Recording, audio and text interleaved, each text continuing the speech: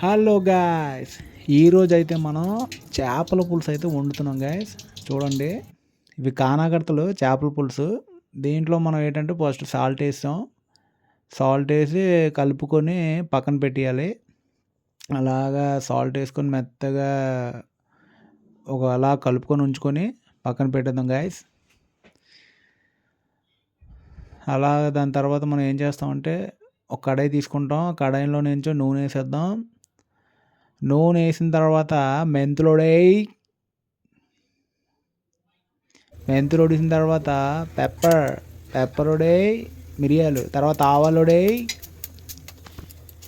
దాని తర్వాత మనం ఏం చేస్తామంటే ఉల్లిపాయలు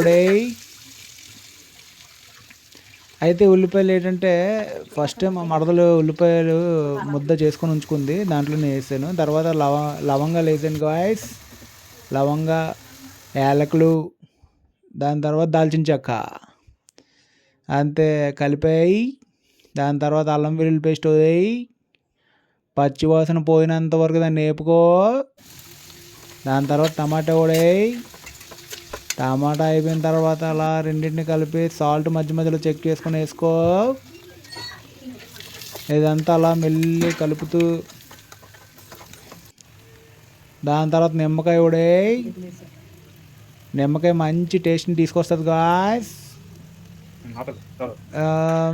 దాని తర్వాత చింతపండు పులుసు మెత్తగా పిండి పిండి పిండి పిండి పిండి దాంట్లో పసుపు వేసేయి, పక్కన ఉంచుకోది. ఆ పక్కన వేసిన తర్వాత కారం వేసిన తర్వాత ఫుల్ కలిపేసిన తర్వాత చింతపండు పులుసు దాంట్లో చింతపండు పులుసు వడేసిన తర్వాత మళ్ళీ కలిపేసి పొంగు వచ్చినంత వరకు దాన్ని ఉంచేయి. మధ్యలో టేస్ట్ చెక్ చేస్తుండు మాయా, అర్థమవుతుందా? ఉప్పు సరిపోయిందా లేదా పర్వాలేదు. ఎప్పుడు చేపలను ఉడేసి గిరా తిప్పేస్తే మొత్తం పోద్ది. దాన్ని అలా తిప్పకూడదు. ఏంటంటే దాని మీద మూత ఉడేసి అలాగ ఒక 5 నిమిషాలు దాన్ని మరగనివ్వాలి. దాని తర్వాత కలిసి మధ్యలో కలుపుతూ ఉండాలి, లేకపోతే చేపలు ఇరిగిపోతాయి. దాని తర్వాత తీసేస్తే చేపల పులుసు రెడీ అయ్యి టైంకి మనం కొత్తిమీర వేసి మళ్ళీ ఏం చేస్తామంటే దాంట్లో మనం మళ్ళీ ఒకసారి రుచి చూసుకొని మళ్ళీ మూతెట్టేసిన తర్వాత మళ్ళీ 5 నిమిషాల తర్వాత తీస్తే చేపల పులుసు రెడీ.